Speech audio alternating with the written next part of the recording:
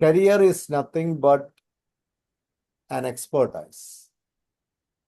അപ്പൊ ഇവിടെയാണ് പേരൻസും കുട്ടികളും ചിന്തിക്കേണ്ടത്. ഇതുപോലുള്ള പ്രോഗ്രാമൊക്കെ അറ്റൻഡ് ചെയ്യുന്നതിന്റെ ഒരു ഇമ്പോർട്ടൻസ് അതാണ്.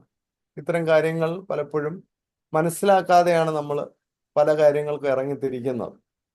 നമ്മുടെ കുട്ടികളെ ഡോക്ടറാക്കുക, എഞ്ചിനീയർ ആക്കുക, അല്ലെങ്കിൽ ഒരു ഡാറ്റാ സയന്റിസ്റ്റ് ആക്കുക, അല്ലെങ്കിൽ ഒരു മാനേജ്മെന്റ് എക്സ്പേർട്ട് ആക്കുക, എക്കണോമിസ്റ്റ് ആക്കുക, ഇങ്ങനെ പല ആഗ്രഹങ്ങൾ പേരൻസിനുണ്ടായിരിക്കും, കുട്ടികൾക്കുണ്ടായിരിക്കും. പക്ഷെ ഇവിടെ പ്രധാനമായും നമ്മൾ മനസ്സിലാക്കേണ്ടത്, നമുക്കൊരു കരിയർ ലഭിക്കണമെങ്കിൽ, നമുക്ക് വളരെ സുരക്ഷിതവും വളരെ ഉന്നതവും വളരെ എൻജോയ് ചെയ്യുന്നതുമായ ഒരു ലൈഫ് അല്ലെങ്കിൽ ഒരു ലൈഫ് ആക്ടിവിറ്റി നമുക്ക് കണ്ടുപിടിക്കണമെങ്കിൽ നമ്മൾ ചിന്തിക്കേണ്ട ഒറ്റ കാര്യമേ ഉള്ളൂ. ഞാൻ ഏത് ഫീൽഡിൽ ചെന്നാൽ, ഏത് കാര്യം ചെയ്താൽ എനിക്ക് ഒരു എക്സ്പേർട്ടായി മാറാൻ സാധിക്കും. കാരണം അവിടെയാണ് ഒരു കരിയർ എൻജോയ് ചെയ്യാൻ സാധിക്കും.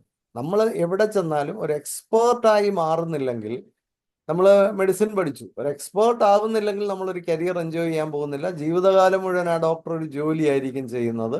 അതിൻ്റെ എല്ലാ സ്ട്രഗിൾസും ആ ഡോക്ടറിന് കാണും. ഒരു എഞ്ചിനീയറായി നിങ്ങളൊരു എക്സ്പേർട്ടായി മാറുന്നില്ലെങ്കിൽ നിങ്ങൾ ജീവിതകാലം മുഴുവൻ ഒരു ജോബ് തന്നെയായിരിക്കും ചെയ്യുന്നത്. ഒരു ടീച്ചറായി ഒരു എക്സ്പേർട്ട് ആകുകയാണെങ്കിൽ യു എൻജോയ് എ കരിയർ. നമ്മൾ സ്കൂളിൽ ചെന്നിട്ട് ഞാൻ കഴിഞ്ഞ ദിവസം ഒരു കേരളത്തിലെ ഏറ്റവും വലിയ സ്കൂളിലാണ് ഞാൻ പോയത്. അപ്പോൾ അവിടെ ഒരു 2 സീനിയർ കുട്ടികളോട് ഞാൻ ചോദിച്ചത്, നിങ്ങൾ ഏറ്റവും എക്സ്പേർട്സ് എന്ന് കാണുന്ന എത്ര ടീച്ചേഴ്സ് ഉണ്ട്? അപ്പോൾ ആ കുട്ടികൾ എന്നോട് പറഞ്ഞത് വളരെ രസകരമായ ഒരു കാര്യമാണ്. ഞാൻ ഏകദേശം 200 ടീച്ചേഴ്സ് ഉള്ള ഒരു സ്കൂളിലാണ് ആ ചോദ്യം ചോദിച്ചത്. പക്ഷെ കുട്ടികൾ എന്നോട് പറഞ്ഞത്, എക്സ്പേർട്സ് എന്ന് നമുക്ക് കണ്ണുമടച്ച് പറയാൻ കഴിയുന്ന ഒരു 6-7 പേരേ ഉള്ളൂ. So out of 200, these 6 or 7 are going to enjoy a career. Rest of them are just struggling with a job. കാരണം നമുക്കൊരു അപ്രീസിയേഷനും എക്സലൻസും ഒക്കെ കിട്ടുന്നത് ആ 6-7 പേർക്ക് മാത്രമാണ്. ഇപ്പൊ ഏതൊരു ഫീൽഡിലും എക്സ്പേർട്ടുകളായാൽ മാത്രമാണ് കരിയർ എൻജോയ് ചെയ്യാൻ പറ്റുന്നത്. അല്ലെങ്കിൽ അതായിരിക്കണം നമ്മുടെ ഒരു ലക്ഷ്യം. എക്സ്പേർട്ട് എന്ന് പറയുന്നത് ഓവർനൈറ്റ് ആകാൻ കഴിയില്ല, ഒരു ദിവസം കൊണ്ടാകാൻ കഴിയില്ല. Over A period of time one becomes an expert. ഇപ്പൊ എന്നെ ജോൺസി കോണ്ടാക്ട് ചെയ്തത് just because of the reason that I M an expert in this field. ആ എക്സ്പേർട്ടൈസ് എന്ന് പറയുന്നത് ഒറ്റ ദിവസം കൊണ്ട് ഉണ്ടാകുന്ന ഒരു കാര്യമല്ല. Career is nothing but an expertise. അപ്പൊ നമ്മുടെ കുട്ടികളെ നമ്മൾ വളരെയധികം ഒബ്സർവ് ചെയ്യണം. കരിയറിനെ പറ്റി ചിന്തിക്കുമ്പോൾ ആദ്യം ചിന്തിക്കേണ്ടത്, we have to discover the child. ഒരു കുട്ടിയെ നമ്മൾ ഡിസ്കവർ ചെയ്യേണ്ടതായിട്ടുണ്ട്. കുട്ടിയിൽ എന്ത് പൊട്ടൻഷ്യലാണുള്ളത്, ഏത് ഏരിയയിലാണ് അവൻ്റെ സ്ട്രെങ്ത് നിൽക്കുന്നത്, എന്താണ് അവൻ്റെ ഒരു യൂണീക്ക് ക്വാളിറ്റീസ്, എന്തൊക്കെയാണ് അവൻ്റെ സ്പെഷ്യൽ ടാലൻസ്.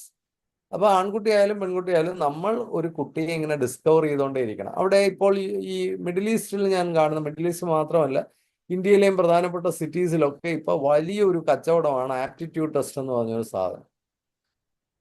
പലപ്പോഴും ഈ ആപ്റ്റിറ്റ്യൂഡ് ടെസ്റ്റ് എന്ന് പറയുന്ന പരിപാടി നമുക്ക് പോകാം, എൻഗേജ് ചെയ്യാൻ ഒരു കുഴപ്പമില്ല. അതുകൊണ്ട് പ്രത്യേകിച്ചൊന്നും സംഭവിക്കാൻ പോകുന്നില്ല. കാരണം എന്താണെന്ന് ചോദിച്ചാൽ, ഒരു ടെസ്റ്റിലൂടെ നമുക്ക് പൂർണ്ണമായും ഒരു കുട്ടിയെ അനലൈസ് ചെയ്യാൻ സാധിക്കില്ല. കാരണം text is a mechanical science, scientific mechanical process. But man is an inexact science. ഇവിടെയാണ് ഇത് വർഷങ്ങളുടെ എക്സ്പീരിയൻസ് കൊണ്ട് ഞാൻ തിരിച്ചറിഞ്ഞൊരു കാര്യമാണ്.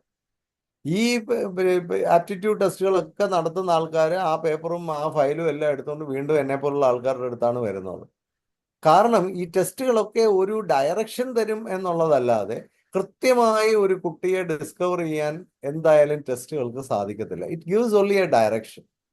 അപ്പൊ അവിടെയാണ് ഒരു എക്സ്പേർട്ട് കരിയർ ഗൈഡൻസിന്റെ ഒരു ഇമ്പോർട്ടൻസ്. പേരൻസ് തന്നെ അത് മനസ്സിലാക്കി പ്രവർത്തിക്കേണ്ടതിന്റെ ഒരു ഇമ്പോർട്ടൻസ്, ഒരു മെന്ററിനെ കണ്ടെത്തേണ്ടതിന്റെ ഒരു ഇമ്പോർട്ടൻസ് ഒക്കെ ഇതുകൊണ്ടാണ് സംഭവിക്കുന്നത്.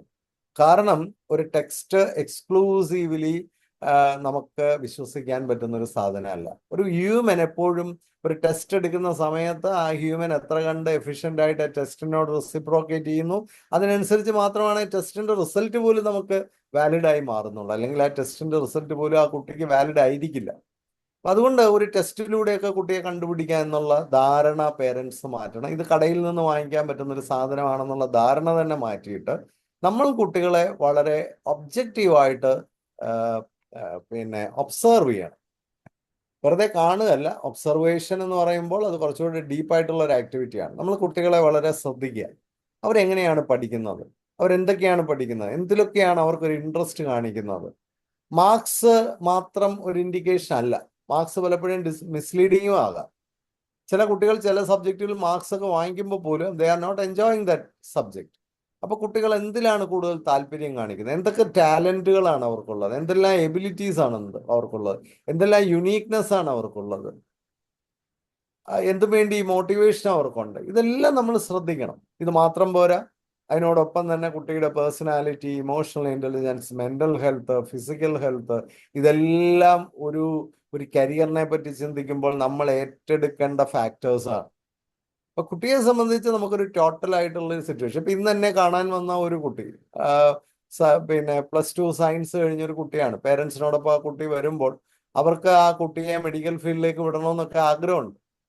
പക്ഷെ പ്രശ്നം എന്താണെന്ന് ചോദിച്ചാൽ, ഞാൻ കണ്ടു കഴിഞ്ഞപ്പോൾ ആദ്യം എനിക്ക് തോന്നിയ ഒരു പ്രധാനപ്പെട്ട കാര്യം ഇതൊന്നുമല്ല, ആ കുട്ടിക്ക് ആരോഗ്യം തീരെയില്ല. അപ്പൊ ആരോഗ്യ പരിപാലന രംഗത്ത് തന്നെ പോകേണ്ട ആ കുട്ടി തീരെ ആരോഗ്യമില്ലാത്തൊരു കുട്ടിയാണ്. തീരെ ആരോഗ്യമില്ലാത്ത ആ കുട്ടിയെ എങ്ങനെയാണ് ഒരു മെഡിക്കൽ പ്രൊഫഷനിലേക്ക് പറഞ്ഞു വിടുക? അപ്പൊ സ്വാഭാവികമായിട്ടും അത് വലിയൊരു പ്രശ്നമാണ്. കുട്ടിക്ക് 18 ഇയേഴ്സ് ആയി. 18 ഇയേഴ്സ് ആയപ്പോൾ തീരെ ആരോഗ്യമില്ലാത്തൊരു കുട്ടി മെഡിക്കൽ പ്രൊഫഷൻ പോലുള്ളത് പോയാൽ ഒരുപക്ഷെ മറ്റെല്ലാ ടാലന്റും ആ കുട്ടിക്ക് അനുകൂലമാണെങ്കിലും ആരോഗ്യം എതിരായി നിൽക്കുന്നത് കൊണ്ട് ആ കുട്ടി ചിലപ്പോൾ ആ രംഗത്ത് ഒരു എക്സ്പേർട്ട് ആവാനോ സക്സസ്ഫുൾ ആകാനോ ഉള്ള സാധ്യത വളരെ കുറവാണ്. അപ്പൊ അവിടെയാണ് കുഴപ്പം കിടക്കുന്നത്. അപ്പൊ നമ്മൾ എല്ലാ കാര്യങ്ങളും ശ്രദ്ധിക്കണം. ഇന്റഗ്രേറ്റഡ് ആയിട്ടുള്ള കുട്ടിയുടെ ഒരു ഡെവലപ്മെന്റ് വളരെ ആവശ്യമാണ്. എല്ലാ ഫാക്ടേഴ്സും നോക്കുക, എന്നിട്ട് ആ കുട്ടിയെ ഒന്ന് ഡിസ്കവർ ചെയ്യാനായിട്ട് ശ്രമിക്കുക. എവിടെയാണ് അവന്റെ ഒരു സ്ട്രെങ്ത് കിടക്കുന്നത്, എവിടെയാണ് ഒരു എബിലിറ്റി കിടക്കുന്നത്, എന്തിലേക്ക് പോയാലാണ്. അപ്പോൾ ഒരു കുട്ടിയെ നന്നായിട്ട് മനസ്സിലാക്കിയാൽ തന്നെ, അപ്പൊ ഓവർ എക്സ്പെക്ടേഷൻ ലോവർ എക്സ്പെക്ടേഷനും അപകടകരമാണ്. ചില കുട്ടികൾ തീരെ കഴിവില്ല എന്ന് ചിന്തിച്ചു പോകുന്നതും കുട്ടികളെ ഓവർ എസ്റ്റിമേറ്റ് ചെയ്യുന്നതും അപകടമാണ്.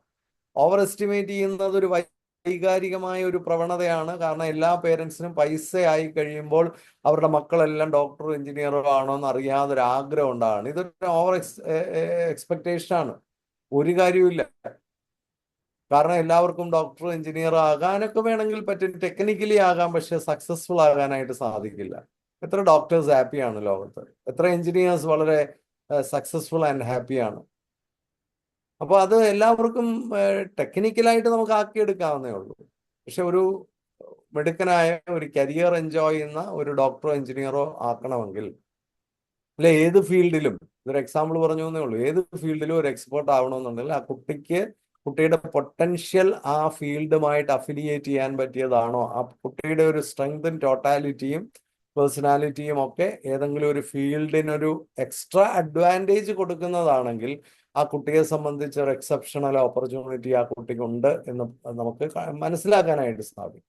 രണ്ടാമത്തെ ഒരു കാര്യം എന്താണെന്ന് ചോദിച്ചാൽ, കുട്ടികളെ മനസ്സിലാക്കുന്നത് പോലെ തന്നെ ലോകത്തിൽ ഇപ്പോൾ വരുന്ന പ്രസന്റ് ആയിട്ടുള്ള മാറ്റങ്ങൾ മനസ്സിലാക്കണം. പലപ്പോഴും നമ്മളത് മനസ്സിലാക്കുന്നില്ല, അതും വൈകാരികമായി മനസ്സിലാക്കാതിരിക്കുകയാണ്. ഇപ്പോൾ മിഡിൽ ഈസ്റ്റിലുള്ള ധാരാളം ആൾക്കാരുടെ മക്കള് ഇന്ത്യയിൽ പഠിക്കാൻ വരുന്നതിന് പകരം അവർ വിദേശ രാജ്യത്ത് പഠിക്കാൻ പോകുന്നുണ്ട്.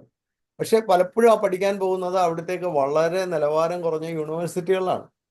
ഇനി വരാൻ പോകുന്ന വലിയ വിദേശ രാജ്യത്തെ പ്രശ്നങ്ങളൊക്കെ നമ്മൾ മനസ്സിലാക്കണം. ഒന്നാമത്, വിദേശ രാജ്യത്ത് നമ്മളുടെ കുട്ടികൾ പോകുന്ന പല രാജ്യങ്ങളിലും എക്കണോമി അത്ര ഫ്ലറിഷിങ് അല്ല. സാമ്പത്തികമായ പല പ്രശ്നങ്ങളും ഈ രാജ്യങ്ങളെല്ലാം നേരിടുന്നുണ്ട്. അടുത്തൊരു 10 വർഷം കൊണ്ട് ഈ രാജ്യങ്ങളെല്ലാം ഏത് രീതിയിലാണ് ഷെയ്പ്പ് ചെയ്ത് വരുന്നതെന്ന് വലിയ നിശ്ചയമൊന്നുമില്ല. നമ്മൾ ഈ കാണുന്ന ഗ്ലാമർ ഒന്നും പല രാജ്യത്തിന്റെ എക്കണോമിയിലില്ല. അപ്പോൾ നാളെ ഈ എക്കണോമി എങ്ങനെയാണ് ജോബ് പ്രൊഡ്യൂസ് ചെയ്യാൻ പോകുന്നത്, എങ്ങനെയാണ് നമ്മളുടെ കുട്ടികളെ അവിടെ ചെന്ന് അവിടുത്തെ സാഹചര്യങ്ങളിൽ അവർ അക്കോമഡേറ്റ് ചെയ്യാൻ പോകുന്നതെന്നൊക്കെ ഉള്ളത് വളരെ വൾണറബിൾ ആയിട്ടുള്ള ഒരു അവസ്ഥയാണ്. പ്രത്യേകിച്ച് യൂറോപ്പൊക്കെ വളരെയധികം സ്ട്രഗിൾ ചെയ്യുന്നുണ്ട് ഈ കാര്യത്തിൽ. അപ്പോൾ കുട്ടികളെ ധാരാളമായിട്ട് യൂണിവേഴ്സിറ്റികളിലൊക്കെ അവർ എടുക്കുന്നതിൻ്റെ ഒരു പ്രധാന കാരണം തന്നെ അവരുടെ ഒരു എക്കണോമി ഫാക്ടറായിട്ടാണ് ഇപ്പോൾ വിദ്യാഭ്യാസത്തെ അവർ കാണുന്നത്.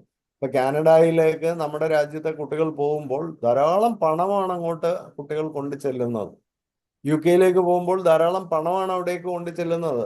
അത്രയും കുട്ടികൾ ഇവിടുന്ന് പോയി അവിടെ സ്പെൻഡ് ചെയ്യുമ്പോൾ അവരുടെ എക്കണോമിയിൽ ഒരു വലിയ സപ്പോർട്ടാണ് നമ്മുടെ കുട്ടികൾ കൊടുക്കുന്നത്. തിരിച്ച് നമുക്കൊരു PR വേണ്ടി വരുമ്പോൾ, നമുക്കൊരു പെർമനന്റ് ആയിട്ടുള്ള ഒരു ജോബ് വേണ്ടി വരുമ്പോൾ, തിരിച്ച് ആ നിലയിൽ റെസിപ്രോക്കേറ്റ് ചെയ്യാൻ ആ രാജ്യങ്ങൾക്ക് കഴിയണമെങ്കിൽ ആ രാജ്യങ്ങളുടെ എക്കണോമി ഫ്ലറിഷിംഗ് ആയിരിക്കണം. ഇത് ഒന്നാമത്തെ കാര്യം. പലയിടത്തും അതിൽ വിള്ളലുകൾ സംഭവിച്ചിരിക്കുകയാണ് ഇപ്പോൾ. പ്രത്യേകിച്ച് കാനഡയൊക്കെ എടുത്ത് സ്റ്റഡി ചെയ്താൽ നമുക്ക് മനസ്സിലാവും കനേഡിയൻ എക്കണോമിയൊക്കെ വളരെയധികം ഫ്രജൈലായിട്ടാണ് ഇപ്പോൾ നിൽക്കുന്നത്.